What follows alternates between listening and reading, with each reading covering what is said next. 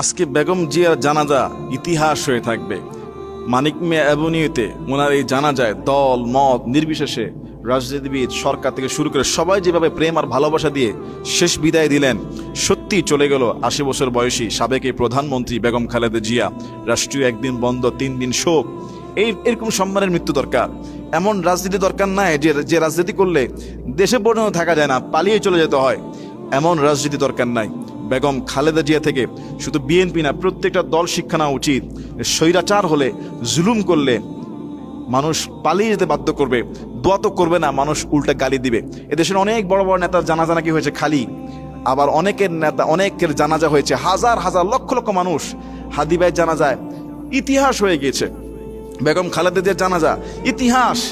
এবং তার প্রতি মানুষের যে শ্রদ্ধা, যে ভালোবাসা, যে সফট কর্নার, ওনাকে চিকিৎসা দিতে দেওয়া হয় নাই বিদেশে, ওনাকে অন্যায়ভাবে বন্দি করে রাখা হয়েছে, ভিআইপি মর্যাদা জেলখানে দেওয়া হয় নাই, ক্যান্টনমেন্টের বাড়ি থেকে বের করে দেওয়া হয়েছে। আইনমন্ত্রী আনিসুল হক বলেছে যে বিগত সরকার তাকে খাবারের মধ্যে বিষ প্রয়োগ করে আস্তে আস্তে তাকে মৃত্যুর মুখে ঠেলে দিয়েছে। এরকম নোংরা রাজনীতি বাংলাদেশে হয়। এবং আমাদের সাবেক যে আরেকজন প্রধানমন্ত্রী, উনি তো কয়েকবার বলেছে বেগম খালেদা জিয়ার সম্পর্কে, বয়স হয়েছে, এখন মরার সময় মরে যাবে, চিকিৎসা নেওয়ার কি দরকার, এরকম নাকি অনেক মন্তব্য করেছে। পদ্মা সেতু থেকে ফেলে দিবে, অনেক বাজে বাজে মন্তব্য করেছে। বাংলাদেশের মানুষের রাজনীতি এতটা নিকৃষ্ট মানের। বেগম খালেদা জিয়া থেকে শিক্ষা নেওয়া উচিত।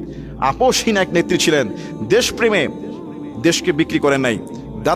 দাদাবাবুদের চোখ রেখে কথা বলেছেন, চাইলে পালিয়ে যেতে পারতেন, যান নাই, বিদেশ গিয়ে ফেরত এসেছেন, জেলখানায় ঢুকেছেন। দেশের প্রেমে তিনি জীবন দিলেন।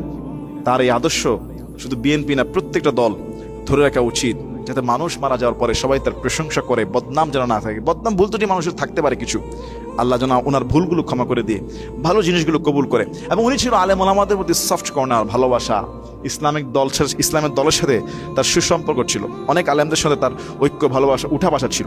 আল্লাহ তাআলা আমাদের এই সাবেক প্রধানমন্ত্রী বেগম খালেদা জিয়াকে আল্লাহর প্রিয় বান্দী হিসেবে কবুল করুন, তার ভুল ত্রুটি ক্ষমা করে দিয়ে তার ভালো দিকগুলো আল্লাহ কবুল করুন।